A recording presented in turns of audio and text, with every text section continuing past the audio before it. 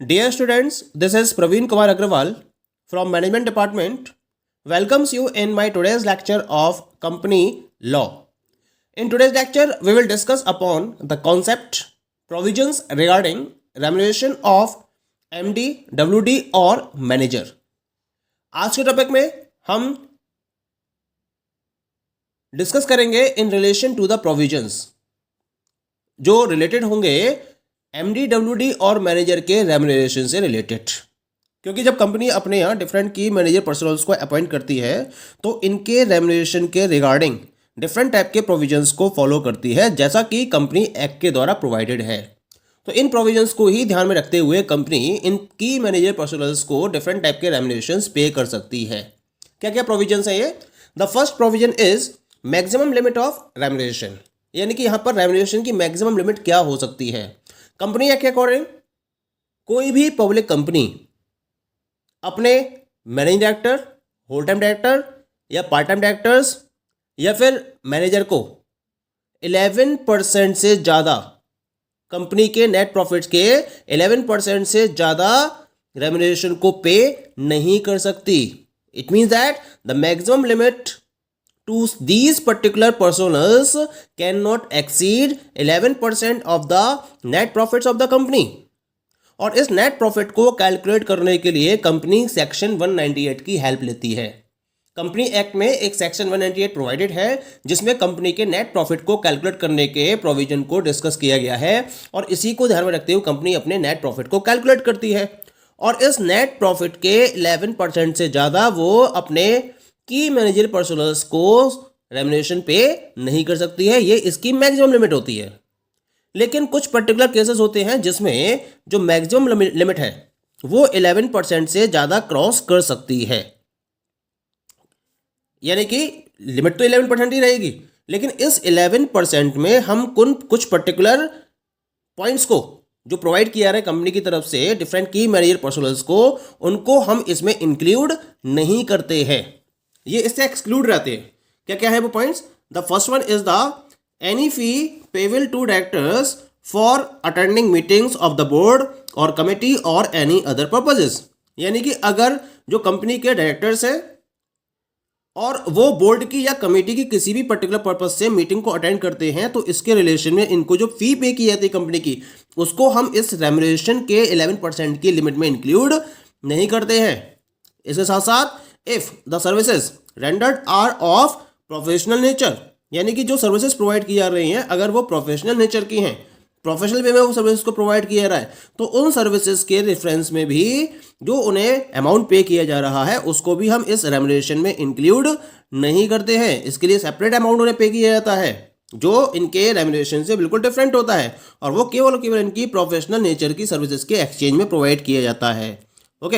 And third one होता है इसके अंदर, that is the insurance premium paid for indemnifying against liability for negligence. यानी कि एक पर्टिकुलर एक्ट रहता है इसके अंदर, that is the indemnity against liability for negligence, और इसके रिगार्डिंग कंपनी क्या करती है, इसका इंश्योरेंस कराती है. और जब इंश्योरेंस कराती है तो इसके रिगार्डिंग जो भी प्रीमियम कंपनी की तरफ से पे किया जाता है, इसकी जो अमाउंट होती है वो भी इस 11% की लिमिट में इंक्लूड नहीं की जाती है. Okay. Second provision is higher payment with the approval of central government. कभी कभी क्या होता है, कंपनी इस पर्टिकुलर मैक्सिमम लिमिट से ज़्यादा रेम्यूनरेशन अगर की मैनेजर पर्सनल्स को प्रोवाइड करना चाहती है तो उसके लिए जनरल जो मीटिंग है उसमें तो एक रेजोल्यूशन पास किया जाता है, लेकिन उसके साथ साथ सेंट्रल गवर्नमेंट का अप्रूवल होना जरूरी है. लेकिन इसके लिए क्या करना पड़ेगा, पहले आपको सेक्शन 5 के प्रोविजंस को फॉलो करते हुए जनरल मीटिंग में एक रेजोल्यूशन पास करना होगा हायर पेमेंट के लिए, और उसके बाद आपको सेंट्रल गवर्नमेंट से अप्रूवल लेना होगा. अगर सेंट्रल गवर्नमेंट अप्रूवल दे देती है तब आप इस 11% की लिमिट से ज़्यादा रेम्यूनरेशन की मैनेजर पर्सनल्स को प्रोवाइड कर सकते हैं, अदरवाइज आप ऐसा नहीं कर सकते. Clear? Third provision is ceiling on individual and overall remuneration. यानी कि एक सीलिंग फिक्स कर रखी है, एक लिमिट फिक्स कर रखी है इंडिविजुअल और ओवरऑल रेम्यूनरेशन के लिए. क्या है इंडिविजुअल के लिए? The remuneration payable to any one MD और डब्ल्यूडी और manager shall not exceed 5% of net profits of the company.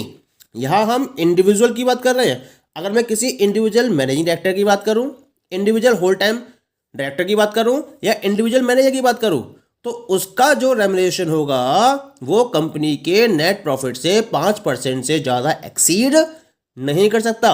यानी कि आप हाईएस्ट 5% नेट प्रॉफिट का उसे रेम्युनरेशन के फॉर्म में प्रोवाइड कर सकते हो इंडिविजुअल बेसिस पर। लेकिन अगर कंपनी में एक से ज़्यादा ऐसे डायरेक्टर्स हैं, यानी कि कंपनी के अंदर 2 MD हैं, 3 MD हैं, या होल टाइम डायरेक्टर्स 2 हैं या 3 हैं, तो उस केस में जो रेम्युनरेशन होगा वो कंपनी के नेट प्रॉफिट से 10% से ज़्यादा एक्सीड नहीं कर सकता।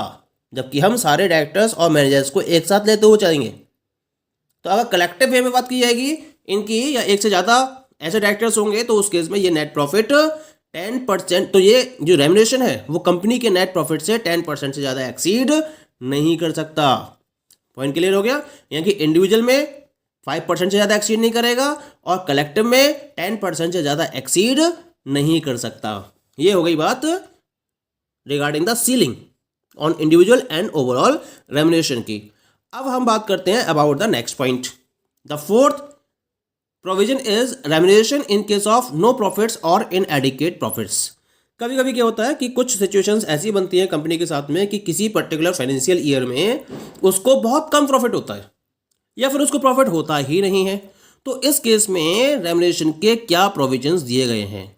इस केस में कंपनी एक्ट ने एक पर्टिकुलर प्रोविजन प्रोवाइड कर रखा है या इसका एक सॉल्यूशन दे रखा है। क्या है वो solution? In such a case the company shall pay any sum with the provision of the schedule 5th। यानी कि शेड्यूल 5th को फॉलो करते हुए ऐसे केस में कंपनी कोई भी रेम्युनरेशन पे कर सकती है अगर कंपनी को इनएडिक्वेट प्रॉफिट होता है या फिर उसको कोई प्रॉफिट नहीं होता है। लेकिन ऐसे केस में क्या होगा? कंपनी जो है वो अपने डायरेक्टर्स को, जिसमें हम उसके होल टाइम डायरेक्टर्स या मैनेजिंग डायरेक्टर्स को भी इंक्लूड कर सकते हैं, उनको कोई भी पर्टिकुलर अमाउंट पे कर सकती है। पॉइंट क्लियर हो रहा है? But if the company is not able to comply with the provisions of schedule 5th, then it shall pay the remuneration only with the previous approval of the central government। ये point भी आपको ध्यान रखना होगा इसमें, है ना।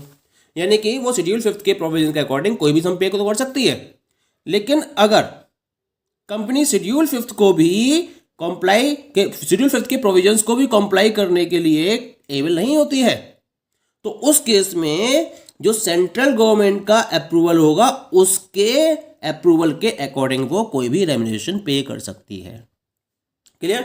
यानी कि कंपनी को अगर कोई प्रॉफिट नहीं होता है या इनएडिक्वेट प्रॉफिट होता है तब तो उसे शेड्यूल 5th के प्रोविजंस के अकॉर्डिंग कोई भी सम पे करने का अधिकार है।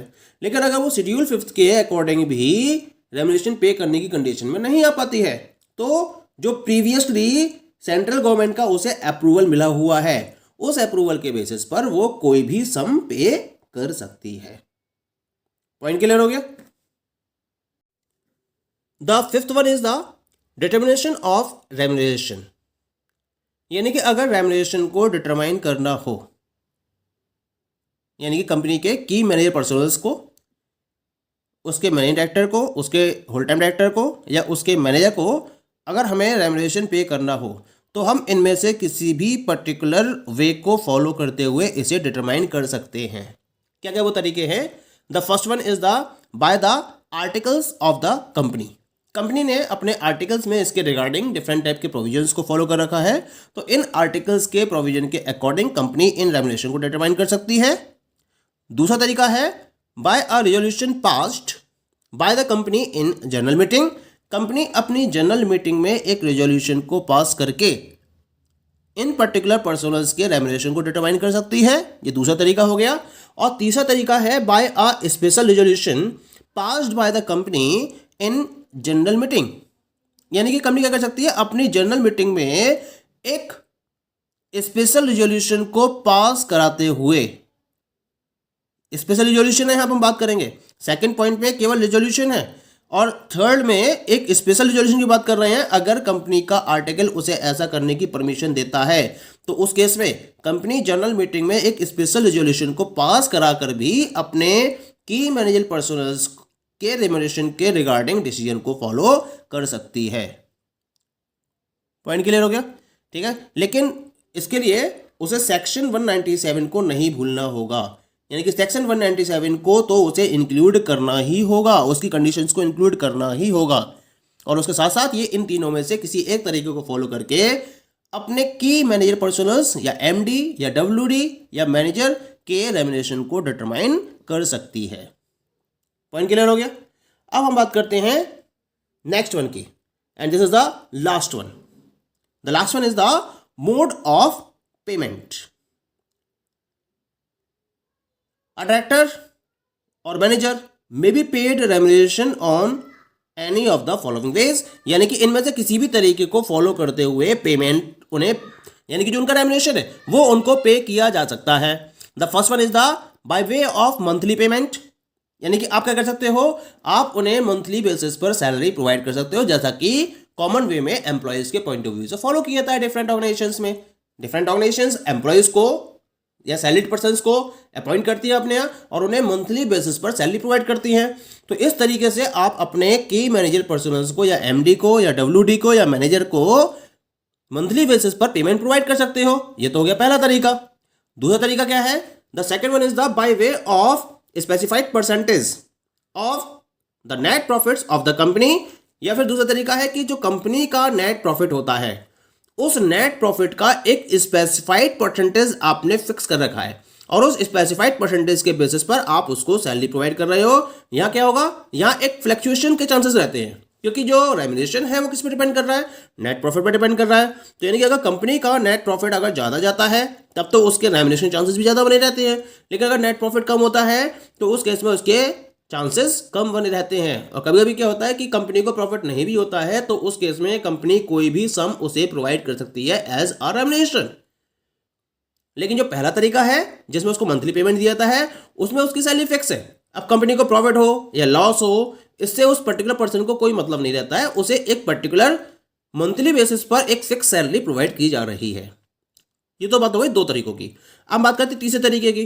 तीसरे तरीके में क्या है, partly by way of monthly payment and partly by way of a specified percentage of the net profit, यानी कुछ सैलरी तो आप उसे मंथली पेमेंट के बेसिस पे प्रोवाइड कर सकते हो और कुछ सैलरी उसे आप नेट प्रॉफिट के स्पेसिफाइड परसेंटेज के बेसिस पर प्रोवाइड कर सकते हो, यानी कि ए और बी का mix, partial bye adopting method A and partial bye adopting method B, और इस तरह से आप उसको रेम्यूनरेशन पे कर सकते हो। Okay, so these all are the points regarding the remuneration provisions of key managerial personnel within a company. Okay, thank you.